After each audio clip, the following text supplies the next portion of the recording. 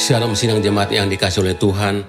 Yohanes 10 ayat 15 berkata demikian, sama seperti Bapa mengenal aku dan aku mengenal Bapa, dan aku memberikan nyawaku bagi domba-dombaku.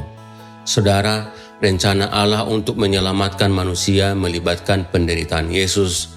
Ia harus pikul salib, dipakukan dan mati, tapi Yesus tidak dipaksa, saudara.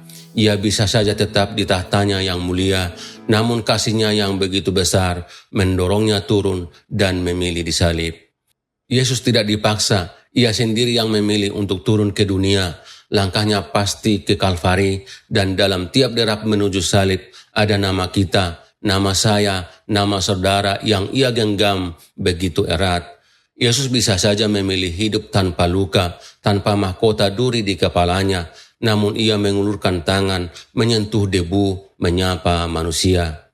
Di Kalvari darahnya mengalir bukan karena kalah, tapi karena kasih yang tak pernah patah. Tubuhnya remuk di kayu salib, itu bukan kecelakaan, itu kehendaknya. Ia menderita agar hidup kita tak lagi sia-sia, karena kita semua berharga di matanya. Inilah yang membuat Jumat Agung begitu menggetarkan bahwa Sang Raja tidak turun dari tahtanya dengan paksa, tapi dengan kasih. Ia melihat wajah kita yang penuh lumpur dosa dan berkata kepada Bapanya, "Aku mau." Sekalipun harga yang harus dibayar begitu mahal, namun Ia tetap melangkah. Saat hari penyalibannya itu tiba, Ia bisa saja memanggil ribuan malaikat, Ia bisa saja menolak cawan penderitaan itu, tapi Ia tetap memilih jalan salib, karena Ia lebih menginginkan kita bersamanya daripada kenyamanannya sendiri.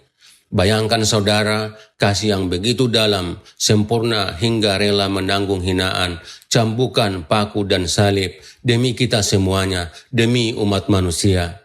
Kasih sejati tidak menunggu yang lain berubah. Yesus datang lebih dulu, Ia memberi lebih dulu, Ia mengorbankan lebih dulu. Itulah kasih Yesus, dan itulah sebabnya kita menyebut hari kelam itu sebagai Jumat Agung. Karena di balik darah dan penderitaan ada keputusan kasih yang tak tergoyahkan. Dia memilih disalib agar kita bisa hidup. Bapak Ibu, hiduplah di dalam anugerahnya yang begitu besar. Jangan berpaling daripadanya. Amin, mari kita berdoa. Bapa di surga, terima kasih Tuhan untuk keselamatan yang Tuhan berikan bagi kami. Terima kasih Tuhan untuk pengampunan dosa kami. Biarlah kami Tuhan boleh hidup di dalam anugerah-Mu yang begitu besar. Dalam nama Yesus kami berdoa. Amin.